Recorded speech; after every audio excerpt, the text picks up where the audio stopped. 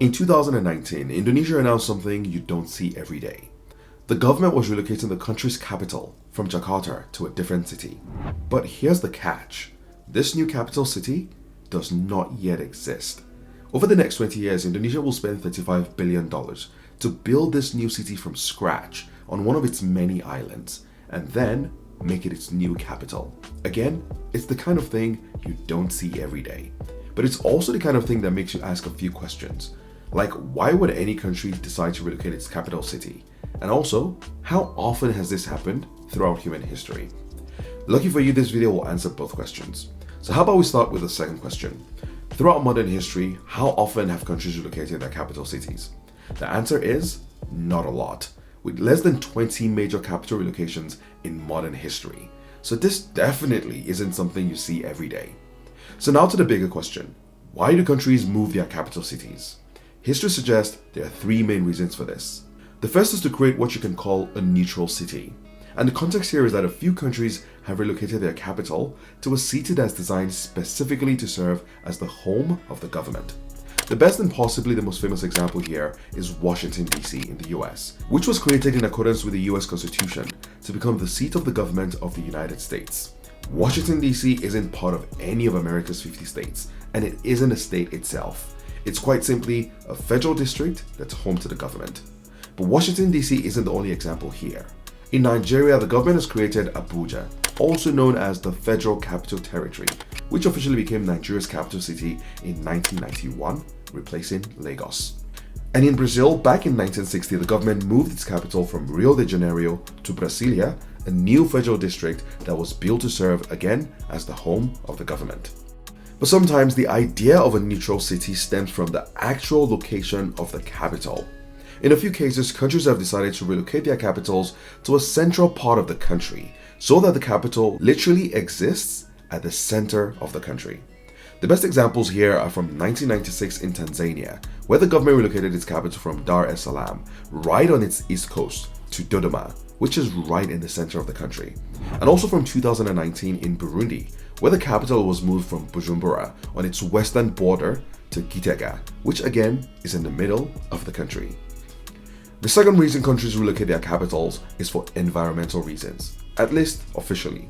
And for Indonesia, that is one of the obvious reasons for the relocation, because Jakarta, its current capital, is one of the fastest sinking cities on Earth, with around 40% of the city currently below sea level. But that's not the only factor at play here. Jakarta is also one of the most populated cities in the world, with over 30 million people. Moving the government from Jakarta would not only relieve some of the pressure on the city, but also bring some development to the region where the new capital is being built. Another great example here is in Egypt, where the government is building a new capital and will relocate from its current capital of Cairo. Again, the official reason is that Cairo is quite simply overpopulated and congested. It's a city with a population of 22 million people right now, but with no signs of slowing down. Cairo's population is expected to double by 2050. But while Indonesia and Egypt's moves due to environmental reasons will happen in the future, there's one such move that's already happened in the past. In the Caribbean, Belize was forced to move its capital city from Belize City to Belmopan in 1970, after waves of devastating hurricanes nearly destroyed the former capital, making it not just unsafe, but also impractical as the seat of the government. Now, when they are not relocating to neutral cities or because of environmental reasons, countries are also moving their capital due to good old politics. For the first example here, we go back to 1991, when after the reunification of Germany, the capital was moved from Bonn to Berlin. Another great example here is Botswana, but this one is possibly the strangest, and so to properly break it down, we need a backstory. Before modern-day Botswana existed officially, it was part of a territory known as Bechuanaland, a British protectorate established in 1885. And as part of its makeup, this protectorate was divided into two entities, one in the north and one in the south. But the protectorate maintained Mafeking, a city in the south, as its collective capital. And that stayed in place until the early 1960s, as modern-day Botswana started to take shape and push for independence. This push for independence was eventually successful, with the northern half of Bechuanaland eventually becoming Botswana. And that is where the awkwardness started. Because given how the territory had previously been split, the capital city of the protectorate was now outside of the new proposed country of Botswana. But that awkwardness didn't last long. Botswana's capital was moved to Gaborone in 1965 and the country officially became independent in 1966. A more recent example of a country relocating its capital due to good old politics is in South Korea. In 2004, the country announced plans to relocate its capital from Seoul to Sejong City. Just like Cairo and Jakarta, some suggest that the relocation of the capital from Seoul is due to the city's overpopulation. According to the Korean Statistical Information Service, as of 2020, the population density for the Seoul metropolitan area came to 516 per square kilometer, the highest among the OECD countries. But there's another reason that's pretty obvious. It's the fact that Seoul is quite simply too close to North Korea. Now, just in case you're not familiar with the politics of the two Koreas, both countries were created after a bitter conflict in the early 1950s, and today, neither country recognizes the government of the other, resulting in a never-ending political standoff between both countries, with constant fears of an invasion by each side.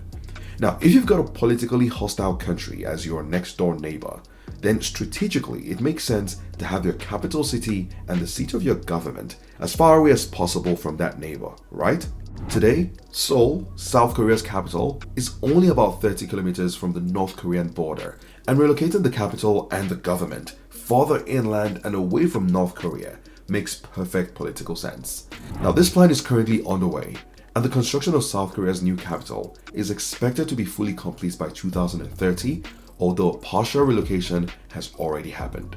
So back to the original question, why do countries relocate their capital cities? Sometimes it's to create neutral capital cities that exist strictly as the seat of the government or are located at the heart of the country. And of course, other times it's to resolve obvious environmental crises, like when an existing capital is overpopulated or literally sinking. But then other times, it's because of good old politics.